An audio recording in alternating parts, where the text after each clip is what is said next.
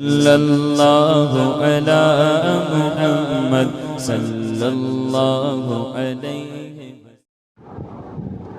بسم اللہ الرحمن الرحیم نحمده ونصلی علی رسولہ الکریم اما بعد فاعوذ باللہ من الشیطان الرجیم بسم اللہ الرحمن الرحیم فیضان فرض علوم سبق نمبر غالباً 23 ہے۔ موضوع ہے اختیارات مصطفیٰ صلی اللہ تعالیٰ علیہ وآلہ وسلم۔ اختیارات کی اقسام۔ اختیارات دو قسمیں ہیں، دو قسموں پر ہیں۔ نمبر 1 تشریعیہ، نمبر 2 تکوینیہ۔ پہلے نمبر پر دو اختیارات تشریعیہ ہیں، یعنی کسی کام کو، کسی فعل کو فرض یا حرام یا واجب یا مکروہ یا مستحب یا مباح کر دینا۔ نمبر 2 تکوینیہ۔ یہ جو اختیارات ہیں یعنی کائنات میں تصرف کرنا، جیسا کہ زندہ کرنا، مارنا، کسی کی حاجت پوری کر دینا، کسی سے مصیبت دور کر دینا وغیرہ وغیرہ۔ رسول اللہ صلی اللہ علیہ وسلم کے اختیارات کے بارے میں اہل سنت کا عقیدہ کیا ہے؟ اہل سنت جماعت کا عقیدہ یہ ہے کہ اللہ تبارک تعالیٰ نے دونوں قسم کے اختیارات تشریعیہ اور تکوینیہ اپنے محبوب کریم صلی اللہ علیہ وسلم کو عطا فرمائے ہیں۔ صدر و شریعہ بدر الطریقہ مفتی امجد علی اعظمی علیہ رحمہ فرماتے ہیں، حضور اقدس صلی اللہ تعالیٰ علیہ وآلہ وسلم اللہ رب العزت جل مجدہ الکریم کے نائب مطلق ہیں۔ تمام جہاں حضور صلی اللہ تعالیٰ علیہ وسلم کے تحت تصرف کر دیا گیا، جو چاہیں کریں، جسے جو چاہیں دیں، جس سے جو چاہیں واپس لیں۔ تمام جہان میں ان کے حکم کا پھیرنے والا تو کوئی ہے ہی نہیں۔ تمام جہان ان کا محکوم ہے، یعنی تمام جہان پر آقا علیہ السلام کا حکم چلتا ہے، اور وہ اپنے رب کے سوا کسی کے محکوم نہیں۔ یعنی حضور علیہ السلام کسی ایسی چیز کا حکم ہی نہیں فرماتے جو خلاف خداوندی ہو۔ تمام آدمیوں کے مالک ہیں حضور صلی اللہ تعالیٰ علیہ وسلم، جو انہیں اپنا مالک نہ جانے حلاوت سنت سے محروم ہے، جیسا کہ بد مذہب حضرات۔ تمام زمین ان کی ملک ہے، تمام جنت ان کی جاگیر ہے۔ ملکوت السماوات والارض حضور علیہ السلام کے زیر فرمان ہے۔ جنت النار کی کنجیاں دست اقدس میں دے دی ہوئی ہیں۔ رزق و خیر اور ہر قسم کی عطائیں حضور علیہ السلام ہی کے دربار سے تقسیم ہوتی ہیں۔ دنیا و آخرت حضور علیہ السلام کی عطا کا ایک ہی حصہ ہے۔ رہے احکام تشریعہ حضور علیہ السلام کی قبضہ میں کر دیے گئے ہیں کہ جس پر جو چاہیں حرام فرما دیں اور جس کے لیے جو چاہیں حلال کر دیں، جو چاہیں معاف فرما دیں۔ تشریع جو پہلے نمبر والے ہیں، ان اختیارات پر کچھ دلائل۔ تشریعی اختیارات پر دلائل۔ اللہ تعالیٰ نے اپنے محبوب صلی اللہ تعالی وسلم کو تشریعی اختیارات عطا فرمائے ہیں، اس پر متعدد دلائل قرآن و حدیث میں موجود ہیں۔ ان میں سے کچھ درج ذیل ہیں۔ نمبر 1 سب سے پہلی دلیل، اللہ اور اس کا رسول صلی اللہ علیہ وسلم جب حکم کریں، اللہ تعالیٰ نے بذات خود قرآن مجید فرقان حمید کے اندر ارشاد فرمایا کہ وَمَا كَانَ لِمُؤْمِنٍ وَلَا مُؤْمِنَةٍ إِذَا قَضَى اللَّهُ وَرَسُولُهُ أَمْرًا أَن يَكُونَ لَهُمُ الْخِيَرَةُ مِنْ أَمْرِهِ وَمَن يَعْصِ اللَّهَ وَرَسُولَهُ فَقَدْ ضَلَّ ضَلَالًا مُبِينًا۔ نہیں پہنچتا کسی مسلمان مرد نہ کسی مسلمان عورت کو کہ جب حکم کرے اللہ اور اس کا رسول کسی بات کا کہ انہیں کچھ اختیار ہے، رہے اپنی جانوں کا، اور جو حکم نہ مانے اللہ اور رسول کا وہ صریح گمراہی میں بہک گیا۔ یہاں پر جو ہے ائمہ مفسرین فرماتے ہیں حضور سید المرسلین صلی اللہ علیہ وسلم نے قبل طلوع آفتاب اسلام زید بن حارثہ رضی اللہ تعالیٰ عنہ کو خرید کر آزاد کر دیا اور متبنہ یعنی لے پالے کے بیٹا بنایا تھا، اور حضرت سیدہ پاک زینب بنت جحش رضی اللہ تعالی عنہا کہ حضور سید عالم صلی اللہ علیہ وسلم کی پھپھی امیہ بنت عبد المطلب کی بیٹی تھی۔ تو سید عالم صلی اللہ علیہ وسلم نے انہیں حضرت زید رضی اللہ تعالی عنہ سے نکاح کا پیغام دیا۔ اول تو راضی ہوئیں اس گمان سے کہ حضور علیہ السلام اپنے لیے خواستگاری فرماتے ہیں۔ جب معلوم ہوا کہ زید رضی اللہ تعالیٰ عنہ کے لیے طلب ہے تو پھر انہوں نے انکار کر دیا اور عرض کر بھیجا کہ یا رسول اللہ صلی اللہ علیہ وسلم، میں حضور کی پھوپھی کی بیٹی ہوں، تو ایسے شخص کے ساتھ اپنا نکاح پسند نہیں کرتی، اور ان کے بھائی عبداللہ بن جہش رضی اللہ تعالیٰ عنہ نے بھی اسی بنا پر انکار کیا۔ تو اس پر یہ آیت کریمہ اتری کہ اسے سن کر دونوں بہن بھائی رضی اللہ تعالیٰ عنہ تائب ہوئے اور نکاح ہو گیا تھا۔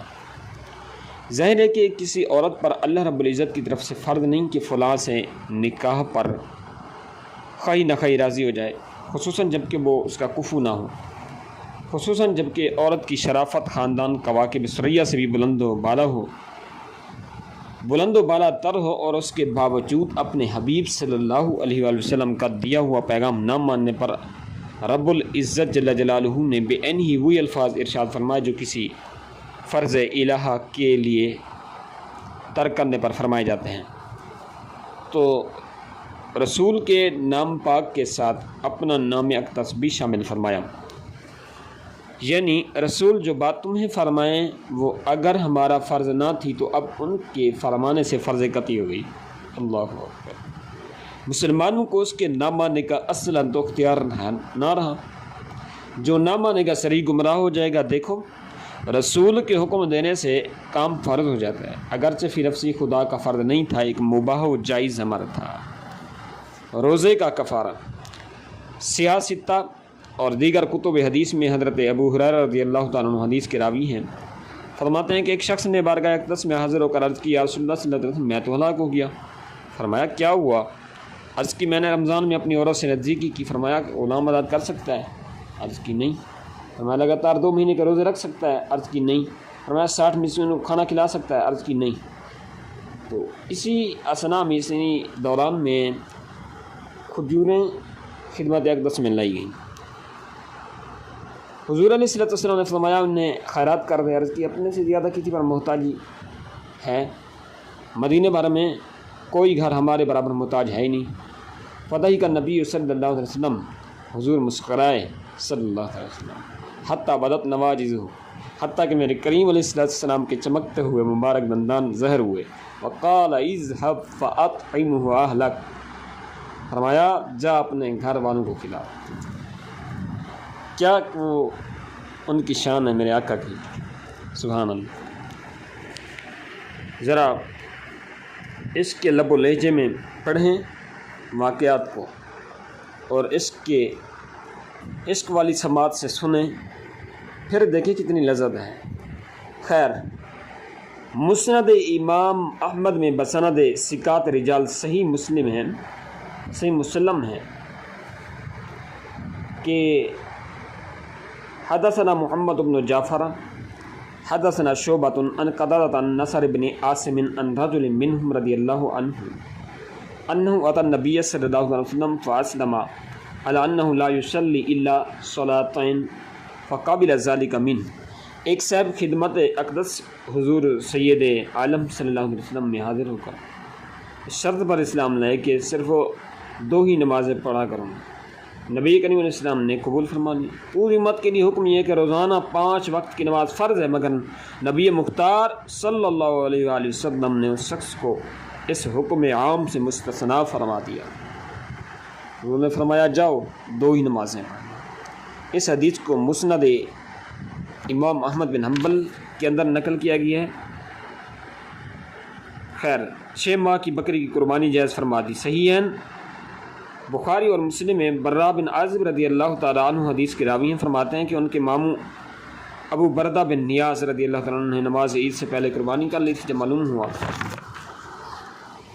کہ یہ تو کافی نہیں، عرض کی یا رسول اللہ صلی اللہ علیہ وسلم اب تو میں کر چکا، میرے پاس 6 مہینے کی بکری کا بچہ ہے مگر سال بھر والے سے اچھا ہے۔ فرمایا اجعلھا مکانھا ولن تجزی عن احد بعدک، اس کی جگہ اسے کر دو، اور ہرگز اتنی عمر کی بکری تمہارے بعد کسی دوسرے کی قربانی میں کافی نہ ہوگی۔ اور فقہی مسئلہ آج تک فقہاء کرام نے یہی لکھا ہے کہ بھیڑ کا جو بچہ ہے وہ تو 6 ماہ کا سال بھر کا لگتا ہے، وہ تو لگ سکتا ہے، لیکن بکری کا کوئی بھی کسی اعلیٰ درجے کا بھی فقیہ ہو تو وہ اس بات کی اجازت نہیں دے گا کہ 6 ماہ کی بکری قربانی کے لیے ذبح کر سکتے ہیں۔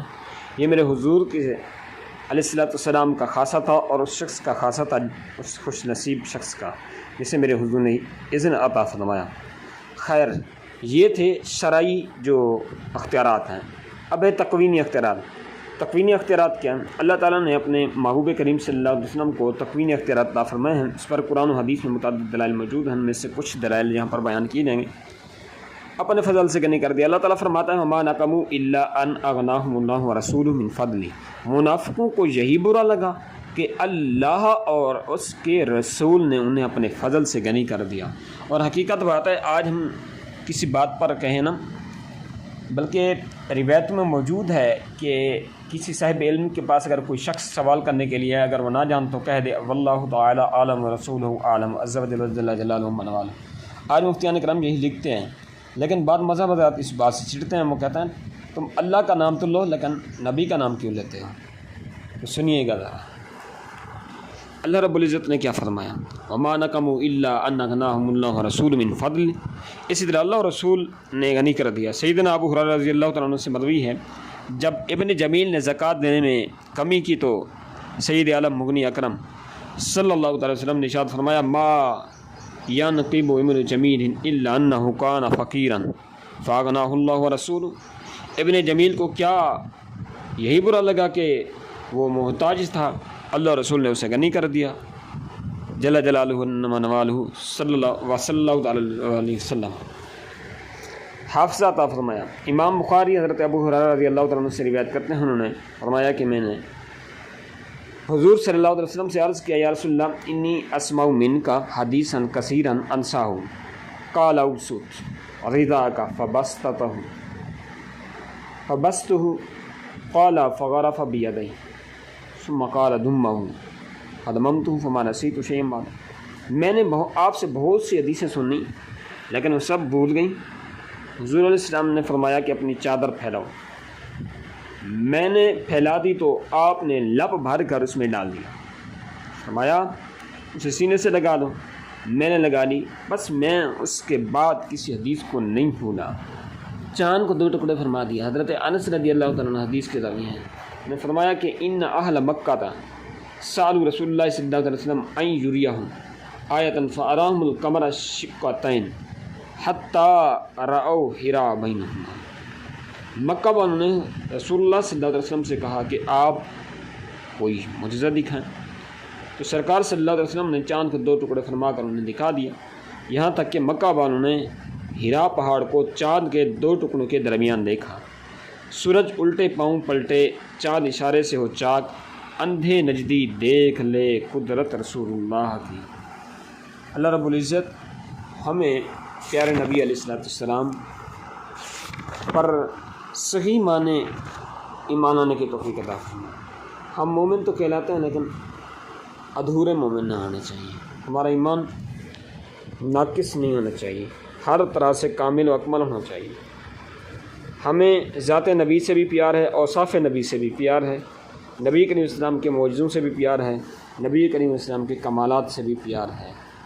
بلکہ علماء نے لکھا اس بات کو کہ کمال ہی اس وقت کمال بنا کہ جب اسے حضور کے ساتھ نسبت ہوئی. اللہ اکبر.